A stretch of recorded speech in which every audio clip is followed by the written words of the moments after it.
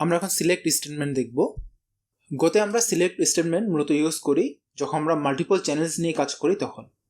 So আমি এখানে দুটো ফাংশন তৈরি করি। একটা ফাংশনের নাম দিচ্ছি server1 এবং এটা হচ্ছে একটা চ্যানেল নিবে যেটা হচ্ছে স্ট্রিং টাইপের। আমি এখানে একটা স্লিপ দেই, তাহলে এই স্লিপটা আমি দিচ্ছি 4 সেকেন্ডের জন্য, 4 সেকেন্ড।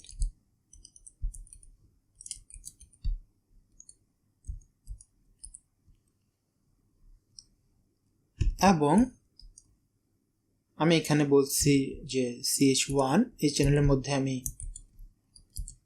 এন্ট্রি করছি, এটা হচ্ছে ফ্রম server1। সো আমি চ্যানেলের মধ্যে একটা ডেটা দিলাম, সেটা হচ্ছে ফ্রম server1।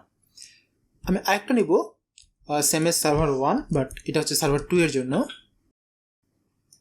আমি এটা বলছি server2, এটা আমি বলছি channel2। এটা আমি অ্যাকচুয়ালি ওয়েট করব হচ্ছে 2 সেকেন্ড এবং আমি channel2 এর মধ্যে ফ্রম server2 ইউজ করলাম। এখন মেইন ফাংশনে আসি। মেইন ফাংশনে আমি দুটো চ্যানেল তৈরি করি। তাহলে আমি প্রথম চ্যানেলটার নাম দিচ্ছি output1 চ্যানেল।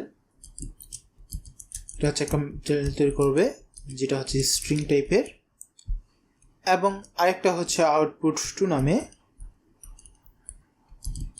এটা আরেকটা চ্যানেল তৈরি করবে যেটা হচ্ছে স্ট্রিং টাইপের। এবং এখানে আমি রান করব হচ্ছে কনকারেন্টলি রান করব server1 এবং এর মধ্যে আমি পাস করব হচ্ছে output1 চ্যানেলটা। আরেকটা এটা হচ্ছে server2, এর মধ্যে আমি পাস করব output2। না, আমি যদি এখানে একটা সিলেক্ট দিই এবং এখানে আমি যদি এখন কেস দেই এবং কেসে আমি বলছি s1, এখানে আমি server1 থেকে যেটা পাবো সেটা, অর্থাৎ আমি যদি সেটা আমি কীভাবে পাবো, সেটা আমি পাবো হচ্ছে output1 থেকে। ওকে, তার মানে এইটা যদি output1 থেকে একটা ডেটা পায় তাহলে সেটা যাবে s1 এর মধ্যে, এবং আমি এখানে প্রিন্ট করব s1।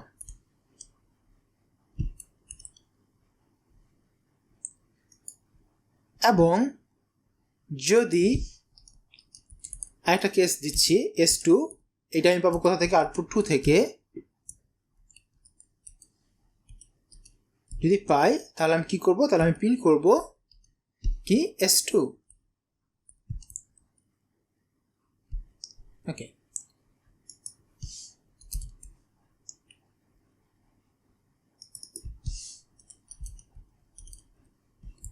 ওকে, এটা যদি আমি করি তাহলে যেটা হবে, এই সিলেক্ট স্টেটমেন্ট অ্যাকচুয়ালি ওয়েট করবে যেই চ্যানেলগুলো ওপেন আছে সেগুলোর জন্য, অর্থাৎ output1 output2, এবং সেই রেডি চ্যানেলগুলো থেকে সে অ্যাকচুয়ালি একটা ভ্যালু বা একটা ডেটা সে নিবে যদি সেখানে ডেটা থাকে।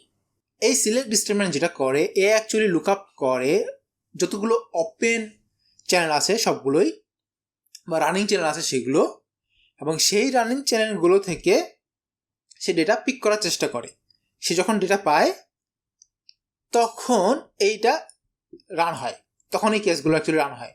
সো এই ক্ষেত্রে যেটা হবে, সে অ্যাকচুয়ালি এই output1 আর output2 এই দুটো চ্যানেলকে সে লুক আপ করবে, এবং যখন সে ডেটা পাবে এই ক্ষেত্রে server2 এটা অ্যাকচুয়ালি ফাস্টার রান করবে, কারণ এটা হচ্ছে 2 সেকেন্ড পরেই সেই চ্যানেলের মধ্যে ডেটা পাবে। তো সেই ক্ষেত্রে এক্সপেক্ট করা যায় যে server2তে আগে ডেটা আসবে, বাট এটা কিন্তু একদমই কনফার্ম অলওয়েজ করে না। অর্থাৎ চ্যানেলে ডেটা আসার সঙ্গে সঙ্গে যে সেটা সিলেক্ট অ্যাকচুয়ালি ট্রিগার করবে, ব্যাপারটা এতটাও কনফার্ম না। কিন্তু সিলেক্ট যখন লুক আপ করবে র্যান্ডম চ্যানেলে, তখন এই যে চ্যানেলটা লুক আপ করছে সেই চ্যানেলে যদি ডেটা পায় তাহলে সে সেটা পাবে। এমনও হতে পারে যে দুটো চ্যানেল output1 আর output2, এর মধ্যে output1 আগে ডেটা এসেছে, output2তে ডেটা পরে এসেছে, বাট যখন সিলেক্ট লুক আপ করছে তখন সে প্রথমে output2 লুক আপ করলো, সেই ক্ষেত্রে সে যেহেতু ডেটা পেয়েছে সে output2 আগে প্রিন্ট করবে।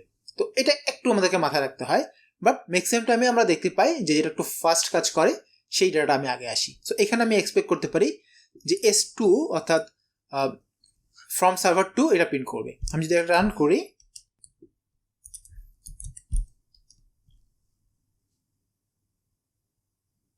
তাহলে দেখবো যে ফ্রম সার্ভার টু সেটা প্রিন্ট করেছে। এটা কি প্রিন্ট করেছে, এটা 2 সেকেন্ড ওয়েট করেছে এবং এরপর প্রিন্ট করেছে। এখানে একটা জিনিস কিন্তু আমাদেরকে মাথায় রাখতে হবে যে এই সিলেক্টটা অ্যাকচুয়ালি ওয়েট করছে কতক্ষণ পর্যন্ত, যতক্ষণ না পর্যন্ত এখান থেকে সে ডেটা পায় ততক্ষণ পর্যন্ত কিন্তু ওয়েট করছে না। আমি যদি চাই যে না এটা ওয়েট করবে না, এটা যদি ইমিডিয়েটলি ডেটা পায় তাহলে পাবে, না পেলে ওয়েট করবে না, সেটাও আমরা করতে পারি। সো সেই ক্ষেত্রে আমাকে এখানে ডিফল্ট দিতে হবে এবং আমি এখানে প্রিন্ট করব যে নো ডেটা ফাউন্ড। এবং আমি যদি এখন এটাকে রান করি তা দেখবো যে সে নো ডেটা ফাউন্ড সেটা প্রিন্ট করেছে। ওকে, আমরা সিলেক্ট স্টেটমেন্ট দেখলাম এবং আমরা দেখলাম যে সিলেক্ট স্টেটমেন্ট অ্যাকচুয়ালি রানিং যে চ্যানেলগুলো থাকে সেগুলো সে লুক আপ করে এবং কেসের উপর বেস করে আমি সেই চ্যানেল থেকে ডেটাগুলো কালেক্ট করতে পারি।